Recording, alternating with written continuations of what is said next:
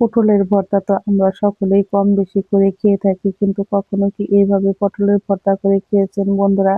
এইভাবে একবার ভর্তা করে খেলে আপনারা কিন্তু সপ্তাহে ২ থেকে ৩ বার কিন্তু বানাতে চাইবেন। এতটাই সহজ আর খেতে এতটাই পরিমাণে মজার হয়। এখানে আমি ৪ টা পটল নিয়েছি। পটলগুলোকে কিন্তু বেশ ভালো করে ধুয়ে জল ঝরিয়ে নিয়েছি। বন্ধুরা, এখন পটলগুলোর থেকে কিন্তু আমি খোসাগুলো এইভাবে ছাড়িয়ে নিব। আমার সমস্ত পটলগুলোর কিন্তু খোসাগুলো ছাড়ানো হয়ে গেছে। এখন আমি ছুরির সাহায্যে এগুলোকে কিন্তু বেশ ভালো করে কেটে নেব। পটলের আমি ২ পাশের অংশ কিন্তু কেটে ফেলে দিয়েছি। এখন মাঝ বরাবর এইভাবে ছুরি দিয়ে ফেলে আমি ডুমো ডুমো করে কেটে নেব। এগুলো খুব বেশি একদম পাতলাও না, আবার একদম মোটাও না। আমি এইভাবে করে কেটে নেব। আপনারা চাইলে কিন্তু বটি দিয়েও কেটে নিতে পারেন, তাতে কোনো অসুবিধা নেই। এইভাবে করে কিন্তু আমি সমস্ত পটলগুলোই কেটে নিয়েছি। পটলগুলো কিন্তু একদম কচি। আর এই পটলের ভর্তা এইভাবে করলে খেতে কিন্তু একটু বেশি মজার হয়। আমি সমস্ত পটলগুলো কেটে কিন্তু একটা বাটিতে তুলে রেখেছি। এখন কেটে নিব বড় সাইজের একটা পেঁয়াজ। পেঁয়াজটাকেও কিন্তু আমি এরকম ঝুরি করেই কেটে নিব।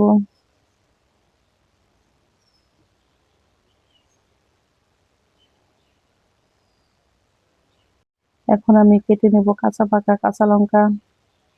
ঝালটা আপনারা আপনাদের পছন্দ অনুযায়ী খাবেন, কে কিরকম ঝাল খেতে পছন্দ করে। আমার ছেলে কিন্তু খুব বেশি ঝাল খেতে পছন্দ করে না, সেজন্য আমি লঙ্কার পরিমাণটা একটু কমই দিয়েছি। এখন আমি কেটে নিব ৮ থেকে ১০ কোয়া পরিমাণে রসুন। রসুনগুলোকেও কিন্তু আমি এইরকম করেই কেটে নেব। বন্ধুরা, রসুনগুলো আমার কাটা হয়ে গেছে, আমি এক সাইডে রেখে দিয়েছি। এখন কেটে নিব আমি ধুয়ে জল ঝরিয়ে রাখা ধনিয়া পাতা। ধনিয়া পাতাগুলোকেও কিন্তু আমি এরকম ভাবে ঝুরি ঝুরি করে কেটে নিয়েছি। এখন ভেঙে নিব আমি একটা ডিম।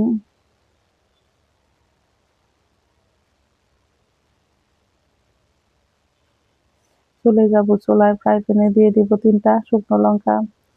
অল্প পরিমাণে সর্ষের তেল দিয়ে লো আছে এগুলোকে কিন্তু বেশ ভালো করে ভেজে নিব।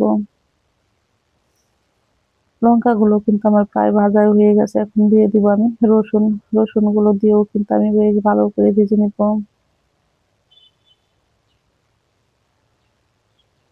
এখন লঙ্কাগুলো চুলায় থেকে নামিয়ে নিব। রসুনগুলোকে আমি ২ থেকে ৩ সেকেন্ড একটু ভেজে নিয়েছি। এখন দিয়ে দিব পেঁয়াজ কুচি আর লঙ্কা কুচি। লঙ্কা কুচি আর পেঁয়াজ দিয়ে রসুনের সঙ্গে কিন্তু এগুলোকে আবার বেশ ভালো করে ভেজে নিব।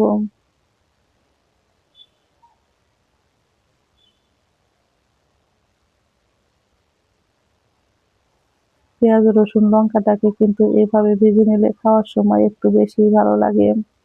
যারা কখনো এভাবে খাননি বন্ধুরা, একবার হলেও খেয়ে দেখবেন। আশা করি একবার খেলে আপনারা বারবার ভর্তাটা করে খেতে চাইবেন। পেঁয়াজ রসুন লঙ্কাটা আমার বেশ ভালো করে ভাজা হয়ে গেছে। এখন আমি চুলায় থেকে নামিয়ে নেব। এখন আমি কিন্তু ডিমটাকেও ভেজে নেব। এর মধ্যে দিয়ে দেব অল্প পরিমাণে একটু লবণ। লবণ দিয়ে কিন্তু আমি ডিমটাকে এভাবে বেশ ভালো করে ভেজে ঝুরি করে নিব।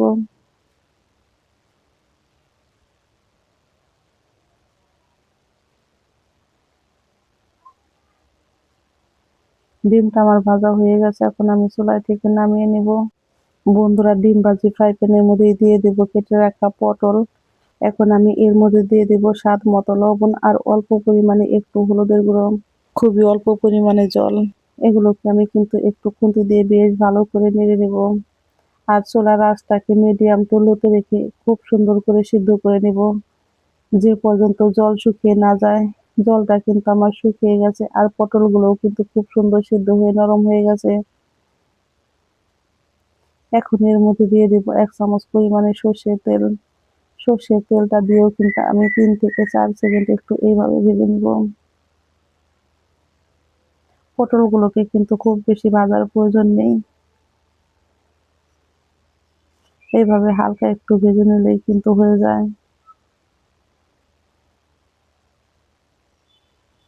পটলগুলো আমার ভাজি হয়ে গেছে। এখন আমি চুলায় থেকে নামিয়ে নিব।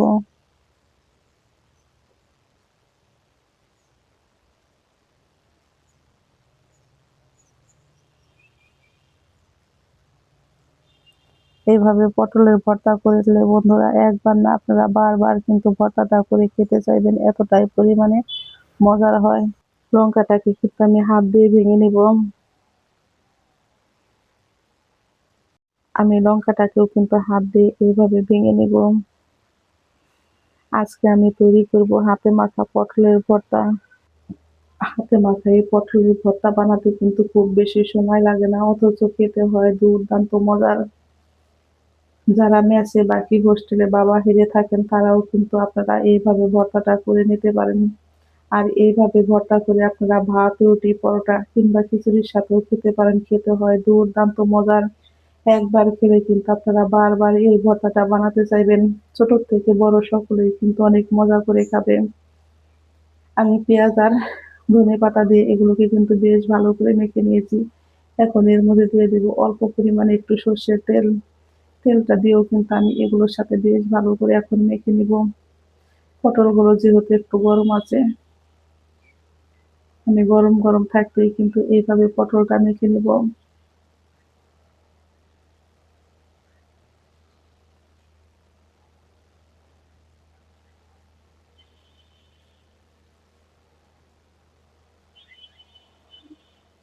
অন্য সব ভর্তার থেকে কিন্তু পটলের ভর্তা আমার কাছে বেশি প্রিয়, কারণ এতটাই পরিমাণে মজার হয় আর খুবই সহজে বানানো হয়ে যায়, খেতেও হয় দুর্দান্ত মজার। আমার এই ভর্তাটা কিন্তু ঝাল লবণ একদম পারফেক্ট আছে। ভর্তাটাও আমার একদম রেডি হয়ে গেছে। ঝটপট তৈরি হয়ে গেল আমার পটলের ভর্তা। কার কেমন লেগেছে অবশ্যই কমেন্ট বক্সে জানাবেন। আর খেতেও হয়েছে সেই স্বাদ, দারুণ মজা।